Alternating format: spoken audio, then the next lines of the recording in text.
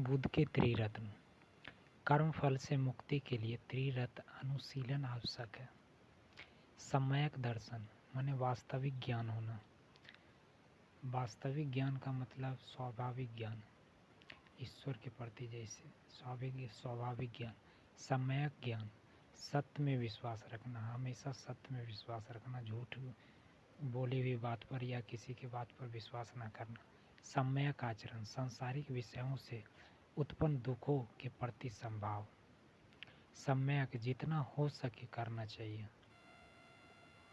अनंत चतुष्टय जब जीव से कर्म का अवशेष बिल्कुल समाप्त हो जाता है तब वह मोक्ष प्राप्त कर लेता है। मोक्ष के पश्चात जीवन के आगमन के चक्र से मुक्ति मिल जाती है तथा वह अनंत ज्ञान, अनंत दर्शन, अनंत वीर, अनंत सुख की प्राप्ति कर लेता है। इसे ही जैन शास्त्रों में अनंत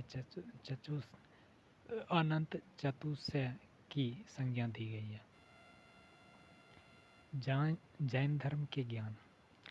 मति इंद्रिय जनित ज्ञान है। श्रुति श्रवण ज्ञान। अवधि दिव्य ज्ञान। मन पर है, दूसरे के मन को जान लेना। केवल्य सर्वोच्च ज्ञान। केवल्य जब जीव से कर्म का अवशेष बिल्कुल समाप्त हो जाता है तब वो मोक्ष की प्राप्ति केवल्य कर लेता है। जैन धर्म में केवल संघ के सदस्यों के लिए केवल्य का नियम है, समान जन के लिए नहीं। समान जन या गृहस्थ को भिक्षु जीवन में प्रवेश करने से पूर्व 11 कोटियों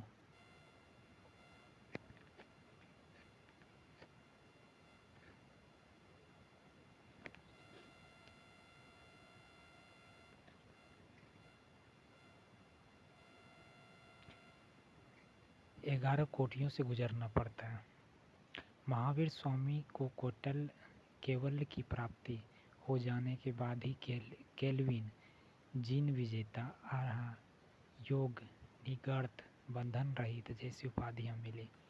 जैन धर्म पुनर्जन्म, जन्म और व कर्मवाद में विश्वास करता है। यह वेद की अपौरुषेयता तथा ईश्वर के अस्तित्व को स्वीकार करता है। जैन संगीतियाँ।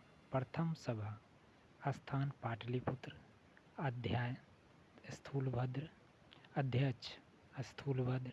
कार्य जैन ग्रंथों के 12 अंगों का संकलन हुआ।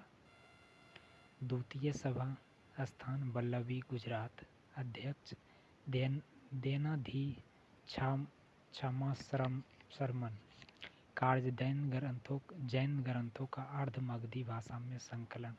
मतभेद तथा विभाजन।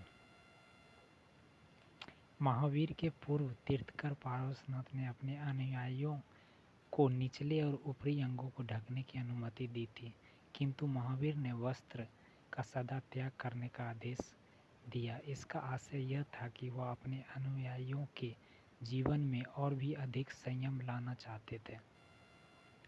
इस कारण कालांतर में जैन धर्म 2 संप्रदायों में बट गया। श्वेतांबर अर्थात सफेद वस्त्र धारण करने वाला, दिगंबर अर्थात नग्न रहने वाला।